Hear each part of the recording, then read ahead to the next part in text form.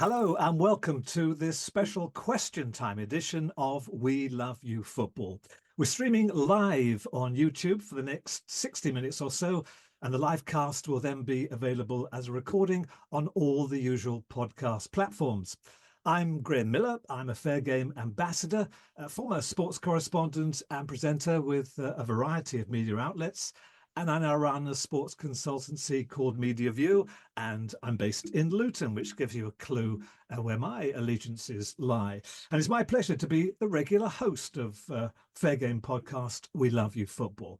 Now, the format of this live episode will be this. We have a distinguished panel of hopefully 5 football experts covering the range of current football issues, and I'll be introducing them to you very shortly. And in a slight change from the usual question time style, or perhaps maybe not, we will have questions from invited guests who are on the live cast with us to generate what I'm sure will be an illuminating discussion to shed some light on the current footballing problems and issues. So let me get straight on with it and introduce you to our panel. Clive Betts is a candidate for the Labour Party in the forthcoming general election, and he was chair of the All-Party Parliamentary Football Group and is a member of the Footballer Supporters Association. Paul Athans is a prospective candidate for the Conservative Party in next week's election and an Everton season ticket holder. Dominic, Lord Addington, is a Liberal Democrat peer in the House of Lords who sat on the National Plan for Sport and Recreation Committee. Dr. Christina Philipou is one of the country's leading experts on footballing finance and a senior lecturer at Portsmouth University. And we're hoping to be joined a little later on by Henry Winter, who's an award-winning football journalist and broadcaster and formerly chief football writer for The Times. So let's get things underway with our first question. I know he's on the line, and it comes from Mark Palios, the co-owner and chair of Tranmere Rovers. If you give us your question, Mark, I should say, and let us know who you would like it to be addressed to, first of all. And we can't hear you, Mark. If you can just unmute yourself, or I can read it for you if you have a technical problem. This is the question from Mark, and it's this. The voting structure in the EFL is weighted heavily in favour of the Championship. The structure in the Premier League favours the top 6. And clubs in the National League appear to have no voice at all. In short, the EFL and the Premier League don't speak for the whole of football, and indeed it can be argued they don't speak for the majority of their members. So how can it make sense in the bill as drafted with the with the powers that there are for the regulator to intervene in the flow of funds, which can only be triggered by the Premier League and not the Football League? Shouldn't the power, asks Mark, shouldn't the power rest more with the independent regulator? I hope that question makes sense. Let's go first with... Sorry, Graham. Yeah, it does. And I'd just like to say that really what's at the bottom of this is something that you seem to be leaving it to the same parties who've made such a success of the last, 50 years of the game in terms of organising it. And it actually falls back to them, and potentially they will once again create a suboptimal solution. And who would you like to put the question to, first of all? I'd start it with my old mate Clive Betts, who actually played against years ago. Right, Clive, if you've got the gist of the question, over to you. Yeah, I think Mark's put his finger on a difficult issue in the legislation that we considered before Parliament was dissolved. It's a very, very constrained form of consultation about how football finances might be redistributed. Essentially, you're back to square one. The two leagues sitting down, can they reach agreement? If they can't, ultimately the regulator can come in and then ask both leagues to put forward their own suggestions, and then the regulator picks one of them. I'm sorry, I have got real problems with that whole process. I think that in terms of how the money is distributed, the regulator should be able to take a lot of advice and seek views from a range of bodies, from clubs in general, not just the leagues, from the National League, yes, as well as the EFL and the Premier League, and also from the FSA, Fair Game, and others who represent fans. What we actually have is a fan-led review which made proposals, and we've ended up with a mechanism for looking at the distribution of funds which excludes fans completely. So I think that's something that will have to be addressed when we come back to consider a new bill in the next Parliament? Lord Addington, we seem to have a lot of work still to do. Well, basically, yes. We didn't even get the bill, didn't get to the Lords. That's why you didn't get a wash-up deal on it. So you've got a problem here that, how to put it this, government, I think, wanted football to sort this out itself, gave it all the time it could. And we had two warring factions that would not agree. So basically, we've now got Parliament is going to get much more involved. And these questions are going to come to the fore fairly regularly. Who decides what is the how much money and what is the function of that money? Because, I mean, I put my cards on the table. I'm not a great football fan. Indeed, I'm what's left of a rugby player. But it's a case of you've got something which seems to be accepted as a cultural asset, and we're trying to let a small clique run it again, and nobody really thinks that's a good idea. Paul Athans, what's your take? Yeah, thanks very much for your question, Mark. I haven't been sat in Parliament, so I didn't get an opportunity to delve into the details of the white paper. I do have the white paper here. However, I'm also very aware the whole purpose of the white paper is to allow Parliament to debate these sort of things. And unfortunately, I didn't control the timing of the election.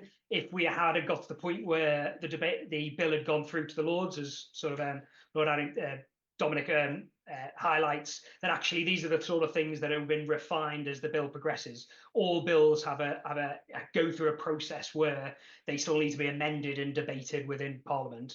And actually, I think the point you're making is completely fair. And for me, the fact is that I think there's broad party agreement on the implementation of a regulator for the first time, and that regulator needs to have the teeth to be able to actually hold football clubs who are breaking the rules to account. And so that premise is the premise that we need to stick to. And actually then in Parliament, that's when we debate the detail. And I know that my party is committed to bringing this bill back to Parliament when Parliament returns post the election on the 4th of July. Christina Philipou, you've spent a lot of time and effort on all of this. How frustrated are you feeling right now? It's a great question. Yeah, look, if we're kind of talking about the backstop, obviously there's a long way to go from our perspective. Like you said, we've spent a lot of time looking at the finances, and it feels like every time it kind of takes a while, and by the time it comes in again as a bill, we're going to have a whole set of new in, because we'll be looking at yet another set of accounts, and you have all frozen, which is not a good sign. Oh, I think we've lost Christina there momentarily. Just a brief word from the two would-be politicians. How confident can we be, or how high is the priority for this in the Labour Party and the Conservative Party? What can you tell us about that?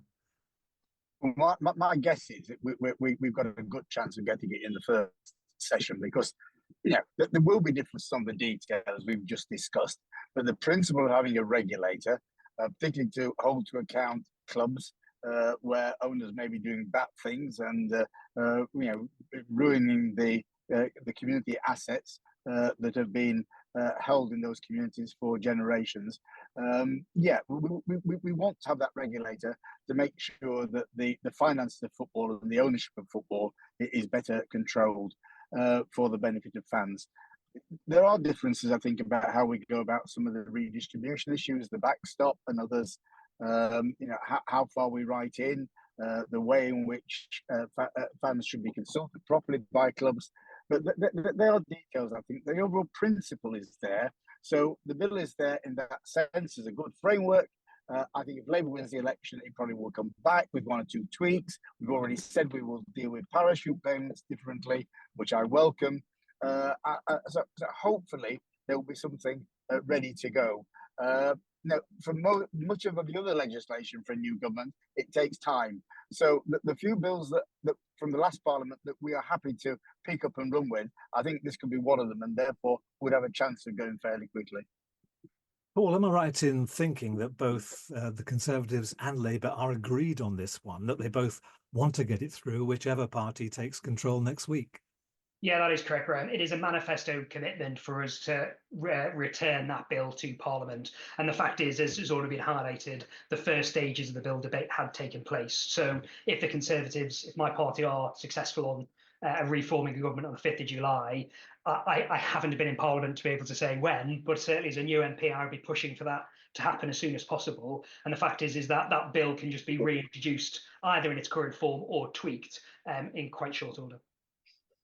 Okay, thank you for that. It's Maybe. time to move on to our second question, and it comes from Marianne Broadbent, who's a board member of the Luton Town Supporters Trust. Hello to you, Marianne. I'm not quite sure where you are, but it's good to... Oh, there you are. Very good. Excellent. I can now see you. So let's have your question, please, and tell us who would you like it to be asked of. But anyway, first of all, let's hear your question. You've touched on it already in the conversation I've heard, but since the start of the Premier League, the financial divide between every division seems to have got wider and wider. And that really means that to be successful, a club has to be successful on the pitch, a club has to gamble with their financial security off the pitch. I think that inevitably has led to trouble, and it's not surprising that 64 of the top 92 clubs have gone into administration during that period. So I guess my question is, how do we stop the ever-increasing divide between divisions and start to reward clubs that are well-run and reward clubs taking financial behaviour into account? And actually, I would be happy for anyone to answer the question. Well, Christina, it's a finance question. It's right up your street. How tough is it, and what can we do, from Marianne's question? Yeah. Thanks, Graham, and sorry about dropping off before. The joys of parenting.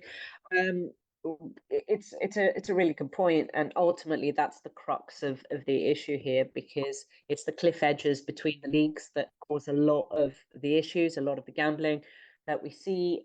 Championship is the worst league in terms of, if you look at the financial side, and the reason for that is they're all, effectively gambling everything to get into the Premier League. The problem is, once they've got into the Premier League, it's not as if everything is rosy there.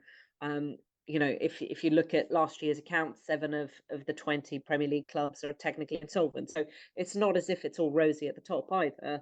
And it is about trying to create a more sort of level playing field across the divisions, so that, the bottom of the division above and the top of the division below are in far more similar territory, rather than these huge cliff edges that we see at the moment. And then all the solutions that we've seen, like parachute payments, etc., create other issues. So it's about finding a solution that works while not having the issues in the first place. So it's about decreasing those cliff edges ultimately. Lord Addington, what were the Sport and Recreation Committee saying about football's finances? Nothing. They weren't talking about football at all. We were looking at grassroots sports and mass participation. I'm the sports spokesman, so that's probably a better answer to you. The thing as it's being explained to me as it's going through here is that you have this incentive that everybody is saying, if we just get promoted, everything's wonderful.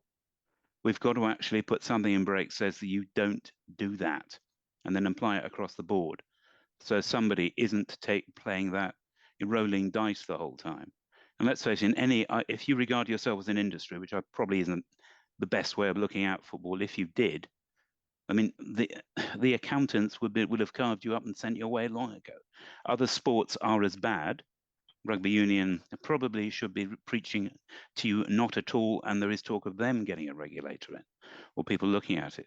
But sport has got to make sure it maintains its product and make sure that it is actually behaving with normal business practice. And unless you address that you are, in certain aspects, you are behaving in normal business practice, and that you should be able to survive demotion, is also something that we should be looking at here. So the club survives. You live on hope, you live on expectation. It's making sure that's still there is something that we should be looking at through here. There will still be people who will gamble on this and say, because if you pay millions of pounds for a brilliant striker and he breaks his leg, as all sportsmen are one slip in the changing rooms away from being out forever, You've got to bear that in mind to your structure. And I don't think many people do. Normal business practice. Paul, Athans, as an Everton fan, that's right up your street right now. How do you respond? Yeah, no, I mean, I could wax lyrical about the woes of Everton, both on and off the field at length. I think I don't really disagree with anything that's been said so far. I mean, the whole point is, and where there is cross-party agreement, is the need for this regulator to come in to do that. And as part of that, the licensing scheme that would be introduced for owners of football clubs to try and block rogue owners, because as has sort of been alluded to, there is a difference between a club having significant problems on the field due to injury or something like that, and actually an owner taking over a club in order to rinse that club of its finances. And we have seen that, especially in the lower leagues. And I think Ryan Reynolds' Wrexham documentary highlighted the past of Wrexham, that happening particularly noticeably there. And so the regulator has to be able to have the teeth to be able to stop owners like that. There is a difference between owners not necessarily making the best financial decisions and owners actively damaging the football club by essentially treating it as capital to take loans out of, etc. And that's the thing that we really need to avoid. Financial decisions, Clive Betts, wearing your Football Supporters Association hat and the All-Party Commission. I mean, this is, again, something that you've been dealing with for some time. Yes, no, I won't talk about the situation at Sheffield Wednesday. I think we were rated the 123rd out of 123 clubs in Europe for financial sustainability. So that's one trophy we've won in the last few years. But yeah, it is about the overall distribution of money, as well as the bad behaviour of some owners of clubs. The EFL gave us a very, very good briefing at the committee stage on the bill when we were considering this. I think they pointed out that only 8% of the clubs at the top of the league, the Premiership and the parachute payment clubs basically have got about 90% of the wealth. It's so concentrated in a handful of clubs. That's the Premier League clubs, and I think they call them the 25. It's the Premier League clubs and the 5 with parachute payments, and it's just so uneven that you get these cliff edges and clubs overreaching themselves. So, getting a fair distribution down to the EFL, absolutely key to this. The government were determined to hold on to parachute payments, which, quite frankly, is a nonsense. When the Premier League talk about the money they give to the EFL, 80% have actually given in parachute payments. 80% is given worsening the problems rather than improving. Now, no one's saying that clubs that go down from the Premier League to the Championship don't need some extra help. They probably do. What you've got to do is to weigh that up with the distortion of the competition in the Championship by those clubs that come down. If they're giving a lot of money in parachute payments, then having a grossly unfair advantage with the other clubs in the Championship, and then those clubs trying to overreach themselves. So sorting that complicated problem out and putting more money down the leagues, right down the leagues, is right. And Mark Panias also raised a very important point. Within the EFL, I think the EFL has to look at how it distributes its own funds, because the gap between the Championship and League One is significant as well. So there's a lot of thought got to go in, but in the end, it's a fairer distribution of money, removing the cliff edges, and then sorting the rogue chairman and owners out as well. Christina, how do we bang heads together then? Because the chief executive of the Premier League has made it quite clear that he really doesn't want to change the status quo at all. Well, this is the problem, isn't it? There's obviously a conflict between the two. The concerns are on parachute payment side. Obviously, if clubs go down, they are very likely to go into administration in the current scenario because of the cliff edges. So therefore, that's why parachute payments are there in the first place. However, as we know, parachute payments then create distortionary effect and create problems in the Championship for all the other clubs. The issue is, how do you get people in the room to agree? And when they are consistently looking at things from completely different directions. And I think the other issue that kind of comes into this that nobody's really talked about is the legal aspect as well. Because if you start talking about parachute payments, then there's some FIFA rules as well around what government can and can't do in terms of their involvement, and that can create a legal issue if you start trying to force the problem. So it's how do you effectively create an atmosphere for mediation and arbitration to get the issue sorted out, rather than trying to get it through legislation, I think is what the problem is here.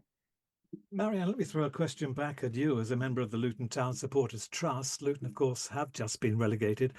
How would you feel about not receiving parachute payments? I think we believe, I mean, I'm biased because I believe we're a well-run club and run by fans trying to make sure that they're custodians and that the club will be there for the future. So I think whether all the fans would agree, I don't know, but I think the club would like to do away with parachute payments. I can't speak for them, but that is my sense because we believe in fair football.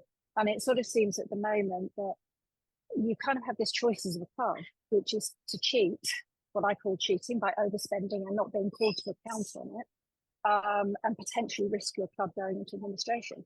Or you don't, and you're potentially uncompetitive.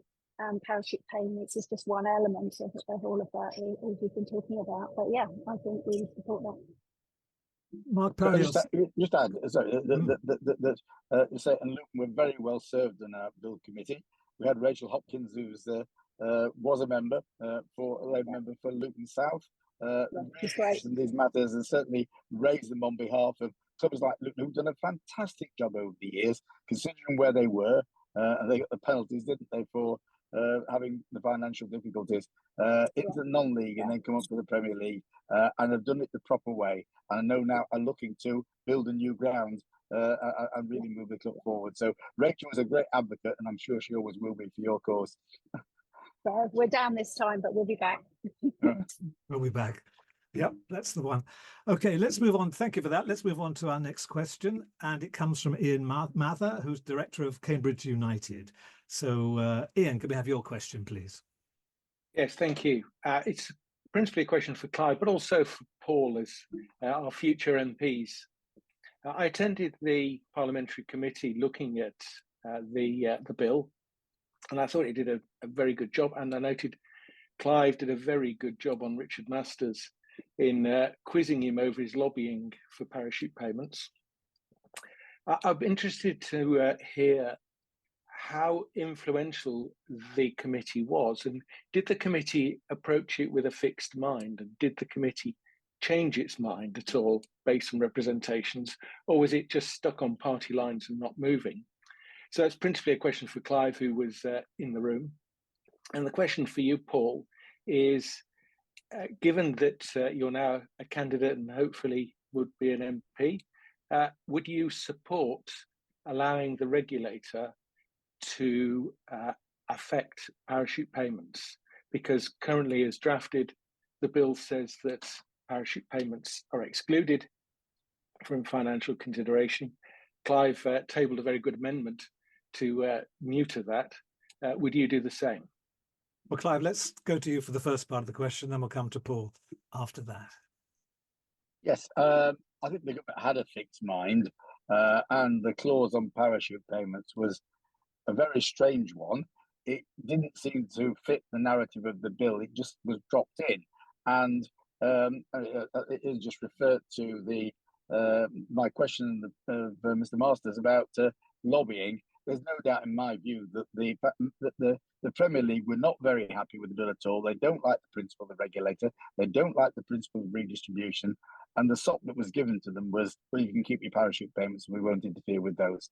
And that's what was happening. So certainly there can be a change, and I think there will be, because in the end, the Labour front bench, which probably initially wasn't convinced of the challenge to the government, did support that challenge and put their own amendment down to effectively allow parachute payments to be removed. So I think that will be tackled in the new legislation. But yeah, the government's coming with fixed minds to committees. Sometimes you can move them and persuade them. I think there's persuasion to do about the backstop powers of the regulator, whether the regulator can intervene earlier, as Mark Parios was saying. That's something I think we will come back to. Hopefully we can push Labour front bench on that one as well. So hopefully government's coming with a bit of flexibility to listen to arguments in committee. Paul, do you want to pick up on the football regulator part of the question? Yeah, thanks for your question, Ian. I obviously haven't sat through the entire committee stage, and also I'm sort of here as a Conservative, but also as myself. So I'm sure that the bill as presented by the government, there's a reason that they were against it.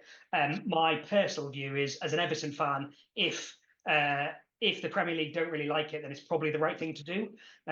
So I personally, at the current stage, would probably support allowing the regulator to look into parachute payments. And on your sort of question about how open the committee are, I spent my career in the army, so I'm not a career politician. So maybe I'm just too naive on this, but I think that actually what the committee stages are often the area where you do get broad cross-party consensus and you do get an in-depth look at it. And if you can put those recommendations to government in a pragmatic way, generally speaking, I think government would be willing to consider it. So from my personal side, I would back giving the regulator as much teeth as possible. And from a government side, I'd like to think that they would always take committee recommendations with a view of at least considering them, if that makes sense. Very hopeful attitude towards committees in government. If the government have decided that they don't want to do it, they will have to be forced. I mean, this just is. I mean, if the government decide you've got a minister who may not care about football, taking a bill through Parliament, reading through with the Secretary of State who says, "Oh my God, why am I having to do this?" Unless you get it set up and you put pressure on, it won't happen. Now, hopefully, Clive, with a man of great influence, providing he wins his seat, will be able to apply that pressure. But if you don't do it, these things, you're in for an incredibly dogged fight over this. And it is a powerful lobby, and it has been defending itself quite savagely. I personally feel that this bill, I would like it to be seen as a social asset and actually giving it a few more powers and responsibilities to communities as a group, something with a huge reach. I don't think, unless you are prepared to stand your ground and cause a bit of trouble, you can expect these things to come right, because government haven't wanted to do this. They're doing it because they've had to. Ian, do you feel reassured by those responses? I am largely reassured on the basis of the polls suggest that Clive's view will probably hold sway. So good on you, Clive, and I look forward to sitting up through the night and watching your results come in. There we are. Okay, let's move on to our next question, which again, I'll have to read out. It comes from Pete Green, who's the communications manager at Women in Football. And it's this: in the original fan-led review, equality, diversity and inclusion was considered fundamental. Yet it was notable by its absence when the bill was finally published. Does EDI matter? And what role should the regulator have to ensure best practice? Who wants to pick up on that? Lord Addington. Basically, unless you make things like this a priority, they get pushed to the back of the queue and get stuck in. I mean, let's look at what's happened about, small example, wheelchair access in Premier League stadiums. I know we've got better, but it took a hell of a long time. People didn't want to do it. It was inconvenient. It was something you didn't worry about. Let's stick them in the back. Unless you put some pressure on to take this seriously, it won't happen. And also the case of, we have the football at the moment is defensive. All sports get defensive. I've covered all of them. All sports get defensive when you start to intervene. I think unless you actually say you must deal with this, it won't happen. I've also been a disability spokesman, blah, blah, blah. Unless you actually say it is a priority, and also there is some price for not doing it, they don't happen. So I would actually say you've got to push it back in. It's one of the things I'd have been looking to actually raise when we went through. And the advantage of the House of Lords is you don't get your amendments selected. You can just put them down and get them on there. So hold me to that, guys. We will bring it back and we will get it discussed at least. I can't guarantee it's agreed. But you've got to try and put this to the fore. And the fact that ignoring the women's game at the moment is insane. It has so much social good, so much prestige going with it, that it is ridiculous to ignore it. Clive, it Right. appears we've just got to be more aggressive. Yeah. Yeah, the issue of equalities and relevant matters, I think, is a challenging one. My instinct would be that the regulators should have backstop powers. That the regulators are going to have a real job in the first few years of existence to sort the finances of some clubs out and the ownership, and implement all the new rules about changes of ownership, about ownership of grounds, and all the fan involvement, and make sure clubs are doing that properly, because many of them aren't. Many of them think that fan engagement is something that they have to do tokenly, if they have to do it at all. So those challenges and the overall issues of football finances are going to be massive challenges. So in the meantime, the leagues can get on and do a lot more. Just the challenges I can see, and then if they don't do it after 3 or 4 years, the regulator should be given powers to step in at that point. But look at the challenges. Black managers. Now, where are they? I mean, we've been the players have been complaining about this for years. Is it 30 to 40% of Premier League players are now black in the BME community? There's a handful of managers. We almost name them all in the whole of professional football. That's not right. We've now got the first Premier League referee since Yuri Rennie retired over 10 years ago. That's not right. First woman Premiership referee. How long has that taken? Look at the absence of women in boardrooms and running football clubs. That isn't right. So all those issues, football has been pretty good, actually, at tackling racism and homophobia in the crowds. It's coming back a bit, so they need to be vigilant about it, but they have generally had a reasonably good track record. But then you go and look at the crowds, there's not a single club in this country where that crowd represents the ethnic mix of their communities. It just doesn't. The reality is that the people from the BME communities don't come in the same numbers as their local populations ought to suggest. And also, women don't go to football in equal numbers. Sometimes they're put off by the whole approach and an attitude there. So I think there's big challenges out there which often aren't talked about in football to bring equalities about. Clubs and leagues should be beginning. The regulator should have backstop powers. There's a lot of issues there that aren't being properly tackled at present. Christina, is the women's game being squeezed out of the financial debate? Well, there's 2 points there, and I'll answer your question first, and then I'll kind of go back to what we're talking about. In terms of women's football, the problem is that the original review said, women's football needs its own review because it's at a different stage, which it is. It's more of a kind of startup phase in terms of, if you look at it compared to, the industry as a whole, compared to how the men's game is.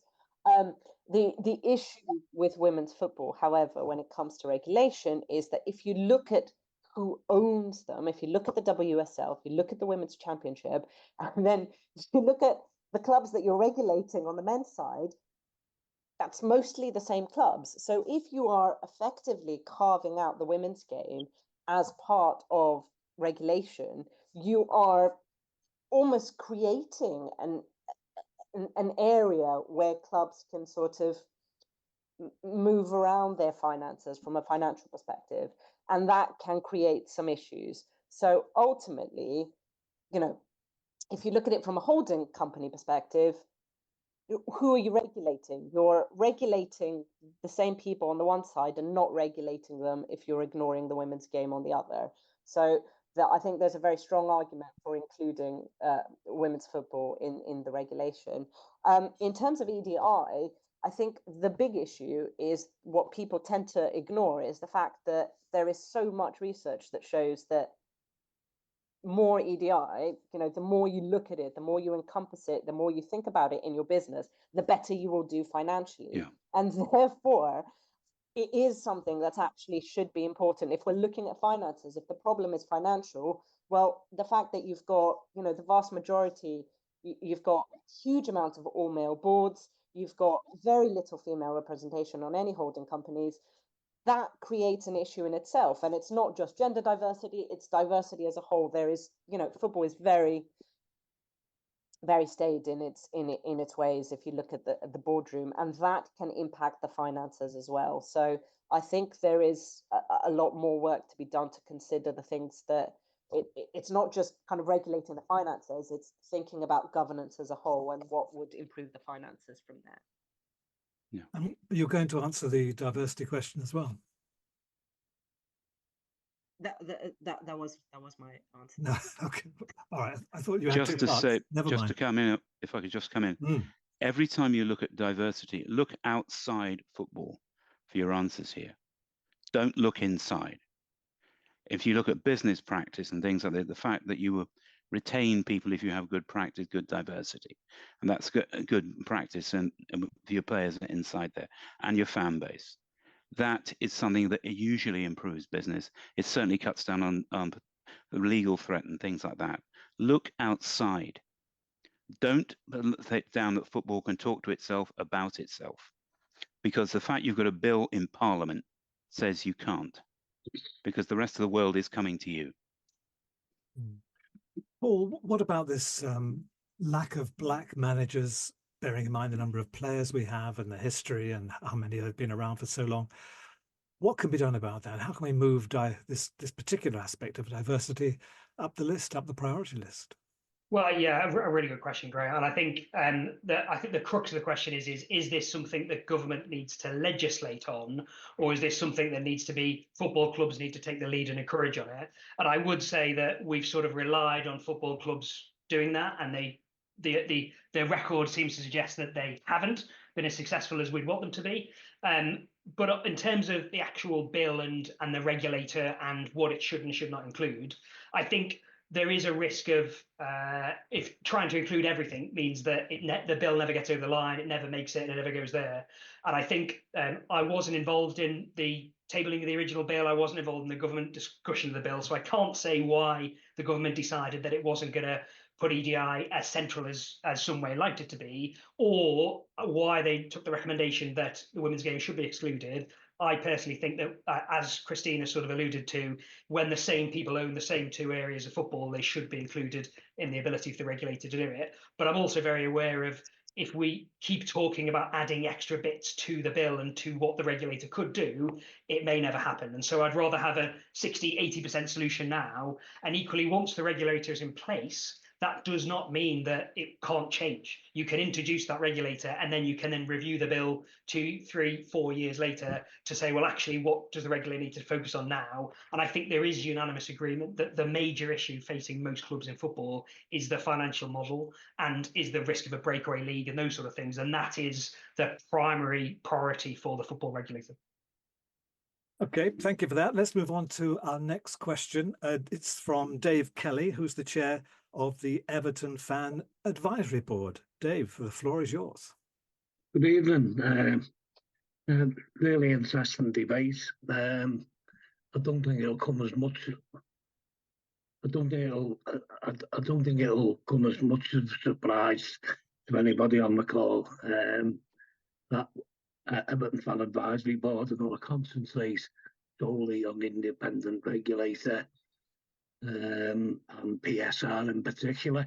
I think my opening comment would be, I think for anything to be open, transparent, fair, and be predictable and consistent, that should be the basis of effective regulation.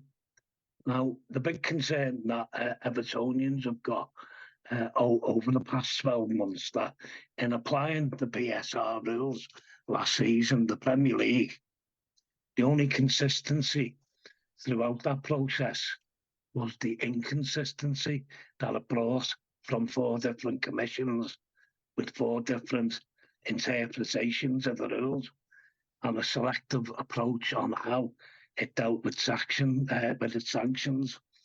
I'd like to ask the panel, do they agree that in order to ensure that there is an effective oversight and confidence in PSR, whatever form that might take, that the independent regulator should have full oversight and publish guidelines on how sanctions are applied? sanctions should not unfairly punish supporters, and there should be a full involvement and fan representation as all the sanctions processes. Now, the reason we say that, and I picked up one of the previous speakers speaking about cheating, Everton Football Club, who I believe are one of the most historic and iconic clubs in the country, have got a reputation over the last 12, 18 months from cheating.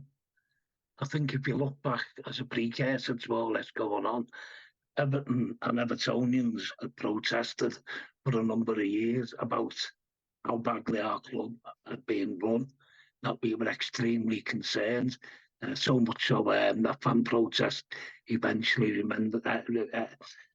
removed the current board members, and we've been in a state of flux since. Evertonians haven't at any stage cheated. We've shouted from the rooftops that what's wrong, what's going wrong at this club is unacceptable, and as such, the Premier League and/or the FA should be looking into it, and they should be dealing with it. Okay, and our Dave, view is simple.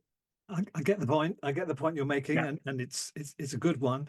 Lord Addington, can I ask you about the profit and sustainability rules question that he was raising? What's your thoughts? Well, really, the point about you've got to implement your rules and regulations, legal requirements, in a way that everybody understands. And the only thing I would say about looking at the way football's doing is, I haven't a clue what's going on. I think a lawyer's making quite a lot of money somewhere, and it looks like very good lawyers are doing very well. But when you get to that stage, you've got a system that's failed. You've got to have confidence in what's going on. And if a club is going to get punished, and it has to have the capacity to punish a club, if there's something's gone wrong, the fans deserve to know why. Because they are the ultimate, the bedrock of the investment and the structure of the thing. Professional body that will follow them and go there every week. You've got to let them know why it's happened. And I can't see after that, the idea of it being transparent, which I think was at the key of David's question, is something that must be down there, and the independent regulator must oversee that transparency. If they don't, you get this sort of situation where everybody's jumping around, not knowing what's going on, waiting for the next, very expensive QC to go in and, KC now, to go in and, put his case forward. But at the moment, we don't know. Nobody seems to quite understand. And it looks like Manchester City's lawyers, I have heard, are better than others. But hey, what do we know? We don't. Paul, I don't want this to be an Everton love him, but this this silence is deafening and very frustrating. Yeah, absolutely, Graham. And Dave, thank you very much for your question. And as a fellow Evertonian, I think I actually voted for you in the fan advisory board. So good on you. Our club has been badly mismanaged. And the profit and sustainable rules, I completely agree with Dave. Everton hasn't cheated, and actually, I think Everton's been punished for its honesty. I'm a Conservative candidate standing in Greater Manchester. A lot of my constituents are Manchester City fans, so I'm doing myself no favours. But the fact is that Manchester City have, I think it is 114 profit and sustainable rule charges against them. Everton had 2, and by being open and honest about admitting that and explaining what the issues were, one of which was the fact that our second largest donor was sanctioned by the UK government as a result of the fact that he's being Russian. And we have been punished for being open and honest when other clubs have not been open and honest and got away with it. And then in terms of the transparency, the regulator, absolutely agree. The fact is that no one can tell us why we had a 10-point deduction, why that was then changed to a 6-point deduction, why we got the second 2-point deduction, why Nottingham Forest got that specific 2-point deduction. The fact is it wasn't open, it wasn't transparent, and I absolutely, my knowledge of the white paper is not good enough to say whether this is a key part of it or not, but the independent regulator absolutely has to be able to set the guidelines for what profit and sustainable rule breach are punished and in what way, and it needs to be transparent and open, because certainly as a fellow Everton fan like Dave, I have absolutely no idea what happened and why, and it's something that is infuriating on a daily basis.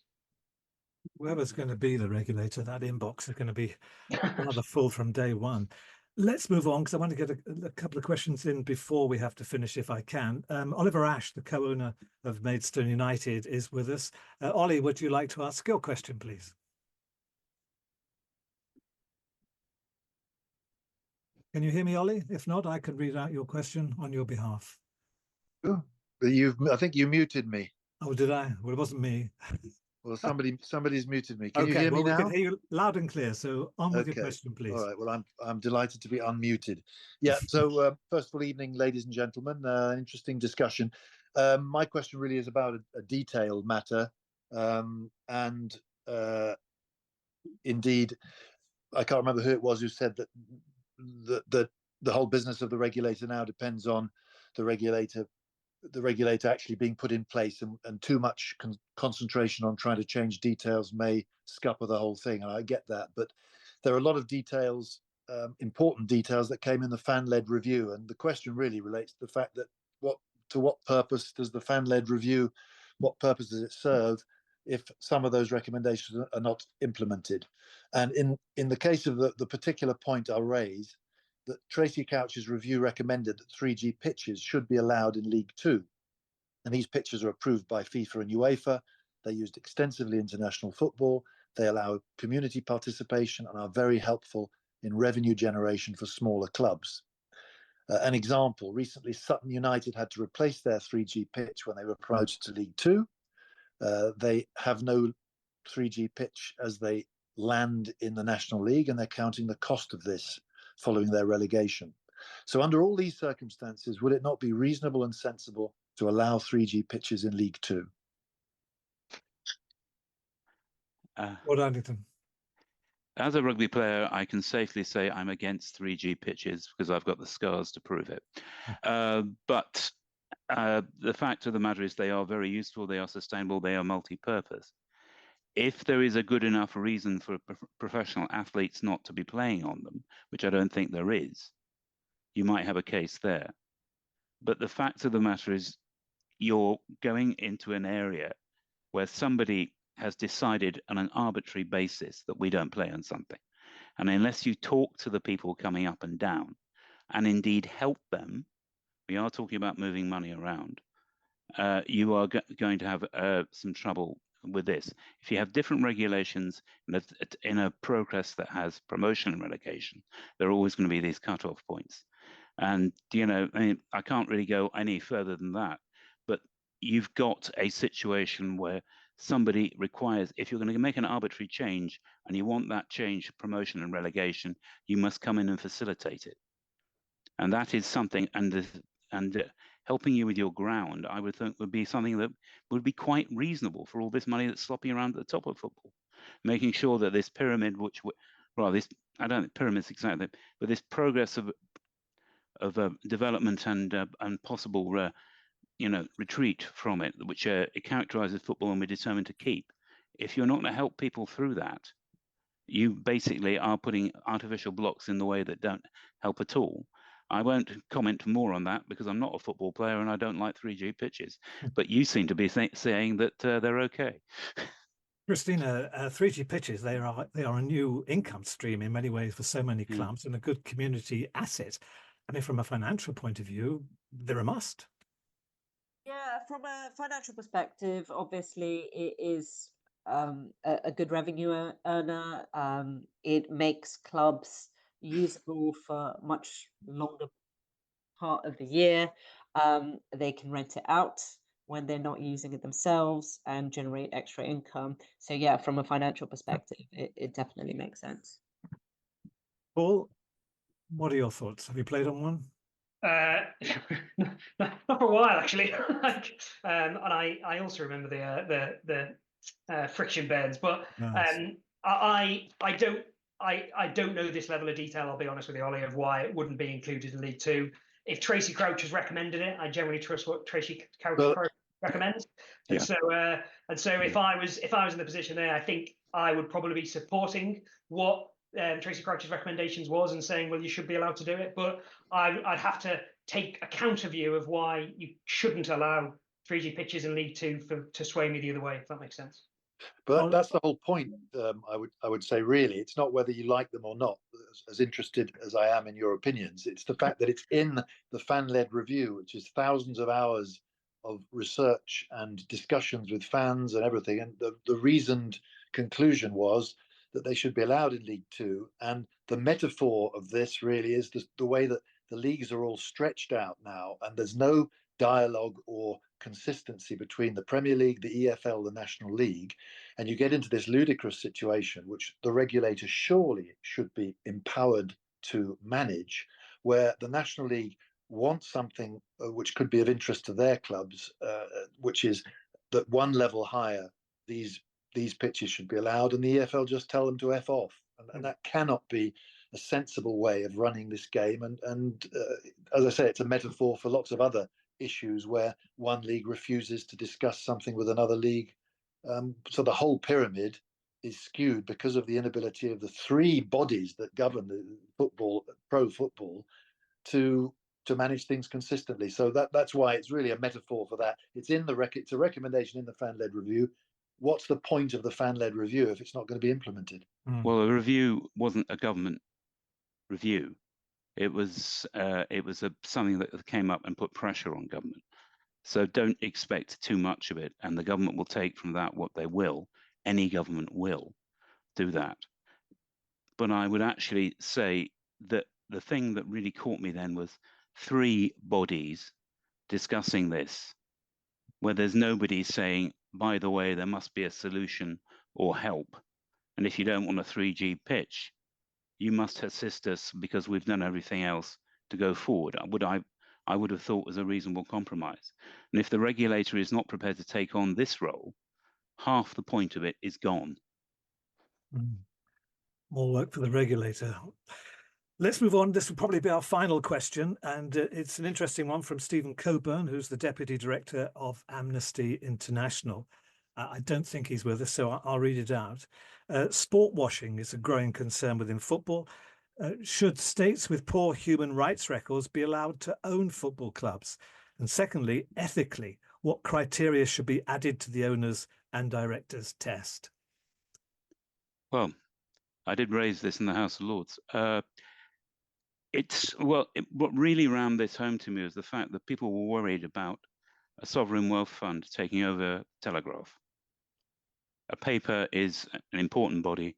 I'm afraid the football clubs are part of our national heritage, effectively. I regard them as such anyway. You've got these big things going through, so there must be some consistency of approach about what is going on there. And sports washing is taking place. There has always been an element of it. And possibly it means that sort of, big events like World Cups and Olympic Games won't take place because certain people will be using it for publicity purposes. But having some acknowledgement that there is a point where you don't want certain groups involved because it is such an important part of your, cultural heritage. Again, I can't think of another expression for it. That has to be taken into account. And if something you're not good enough to do one thing, why not another? I really do feel I have a degree of sympathy with this. You can go, totally mad and say you can't walk anywhere that you slightly disagree with, because you get 5 people in a room, you'll find there are 5 different sets of countries you can't touch it. But there certainly should be some consideration in there, or at least some acknowledgement that there are issues. Paul, should human rights records be taken into account in terms of the ownership of a club? Yeah, I mean, I think I do agree with Lord Addington, actually. I do have concerns with the ownership of Newcastle United as a prime example.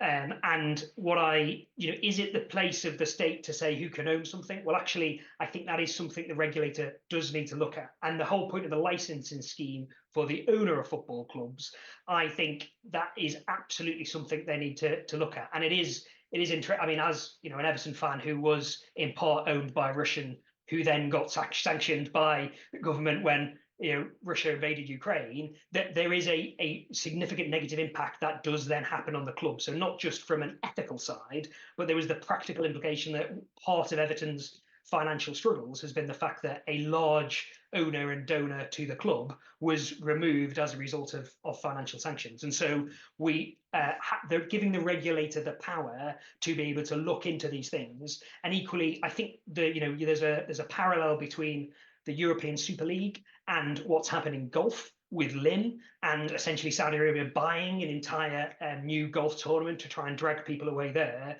And it is, I was really proud of what happened when it was the fans that really put the kibosh on the European Super League. That was excellent. And it was unanimous. And even the fans of those big six clubs who thought they were better than everyone else to go out of there, that is fantastic. And I am pleased that one of the parts of the bill and one of the purposes of the regulator is to make sure those sort of breakaway leagues don't happen, because that is as well as influencing the owners of football clubs, those breakaway leagues are the other way that you can get sort of nefarious interests trying to take advantage of what I completely agree is part of our cultural heritage, which is the beautiful game.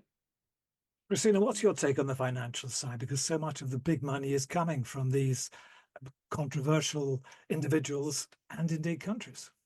Well, it is a governance issue as well, right? From a financial perspective, as Paul mentioned, what you don't want is money coming from the wrong places. What you don't want is owners to be sanctioned and then have clubs have to be sold, like we saw what happened with Chelsea. And one way of doing that is making sure that where the money's coming from is robust.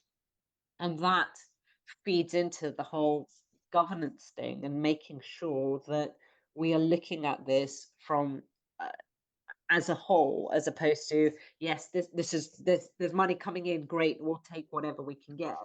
It's, well, is the money sustainable? Is the money from a source that isn't going to lead to issues further down the line? That's part of due diligence, and that's part of, if you look at other industries, if you look at the financial services industry or whatever, that is what they look at, right? And that is very, very much important, and it's linked to governance side of things. There's so much work to be done, isn't there? We're so close and yet so far away. I just wonder what is going to happen for the next coming few months when things begin to take shape. We'll have to wait and see.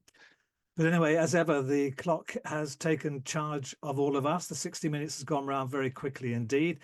So that's all we have time for, as I say, for this special question time. My thanks to our panel, Clive Betts, Paul Athans, Lord Addington and Christina Philipou. I'm Graham Miller, and I must say a special thank you and well done to our production team for delivering what was a seamless technical operation with the inevitable bits and pieces in between. But that's all par for the course, as we all know. And of course, thank you for watching and for listening. If you have enjoyed it, do please subscribe to the Fair Game podcast. You can find it on all the usual channels. And so until the next edition of We Love You Football, from all of us, it's goodbye for now.